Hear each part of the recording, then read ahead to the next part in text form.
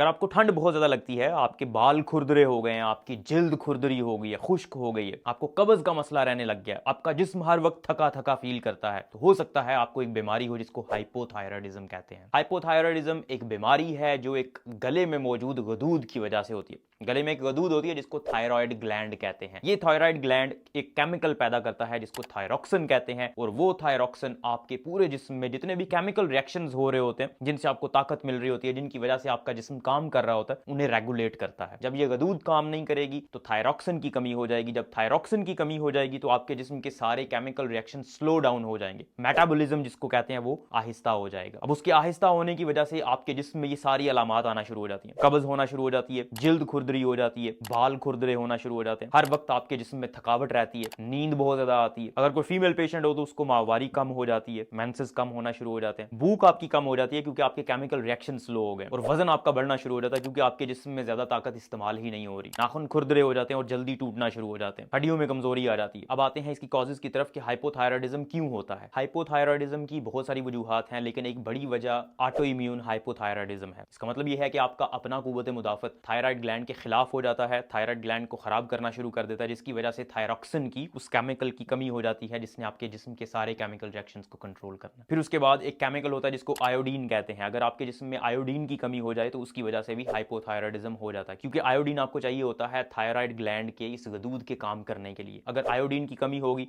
तो ये गदूद काम नहीं करेगी और थायरॉक्सिन की कमी हो जाएगी। तीसरे नंबर पे कुछ दवाइयां ऐसी होती हैं जैसे एमियोडारोन वगैरह, ये दवाइयां आपके थायराइड को डैमेज कर सकती हैं और उसकी वजह से भी थायरॉक्सिन की कमी हो जाती है। फिर अगर कोई ट्रॉमा हो जाए, यहाँ पे कुछ चोट लग जाए, या फिर सर्जरी की वजह से थायराइड को रिमूव कर दिया जाए, तो उसकी वजह से भी थायरॉक्सिन की कमी हो जाती है और हाइपोथायरायडिज्म हो जाता है। अब आते हैं इसके इलाज की तरफ। तो इसके इलाज में एक ही चीज है जिसको लीवोथायरॉक्सिन कहते हैं। लीवोथायरॉक्सिन एक ऐसा केमिकल है जो गोली की सूरत में दिया जाता है, वो बिल्कुल थायरॉक्सिन की तरह काम करता है। थायरॉक्सिन वही केमिकल है जो आपके गले की गदूद जो थायराइड ग्लैंड खुद बनाता है, लेकिन अगर थायराइड ग्लैंड खुद नहीं बना रहा तो फिर बाहर से आप गोली की फॉर्म में लीवोथायरॉक्सिन लेते हैं जो बिल्कुल थायरॉक्सिन की तरह काम करती है। एक बात याद रखना बहुत जरूरी है, और वो ये कि जब भी किसी में हाइपोथायरायडिज्म हो जाता है तो ज्यादातर चांसेस यही होते हैं कि उसको पूरी जिंदगी लीवोथायरॉक्सिन की गोली इस्तेमाल करना होती है। जब भी वो इस्तेमाल करना छोड़ेगा तो उसमें दोबारा से ये अलामात आना शुरू हो जाएंगी। हाँ, कुछ नेचुरल, कुछ कुदरती चीजें हैं जिनसे आप अपने थायराइड ग्लैंड को सपोर्ट कर सकते हैं, लेकिन वो कुदरती चीजें कभी भी आपको इतना सपोर्ट नहीं करेंगी कि आपको लीवोथायरॉक्सिन की जरूरत ना पड़े। अब वो चीजें कौन सी हैं? सिलीनियम एक ट्रेस एलिमेंट है। जिन लोगों में हाइपोथायरायडिज्म होता है उनमें अक्सर औकात सिलीनियम की भी कमी होती है, और सिलीनियम की कमी की वजह से आपको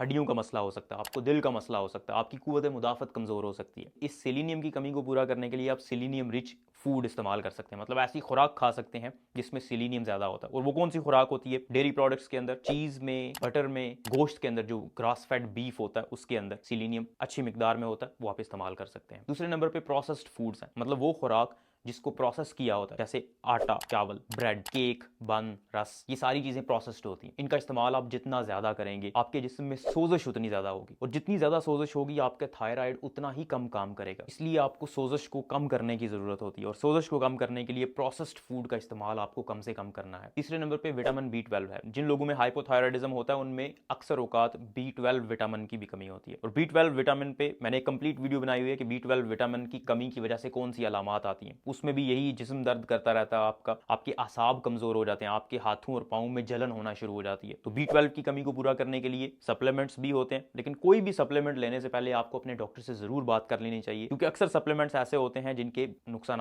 भी होते हैं, साइड इफेक्ट्स होते हैं। इसलिए सप्लीमेंट लेने से पहले अपने डॉक्टर से जरूर बात करें। विटामिन B12 आपको खुराक से भी हासिल होता है।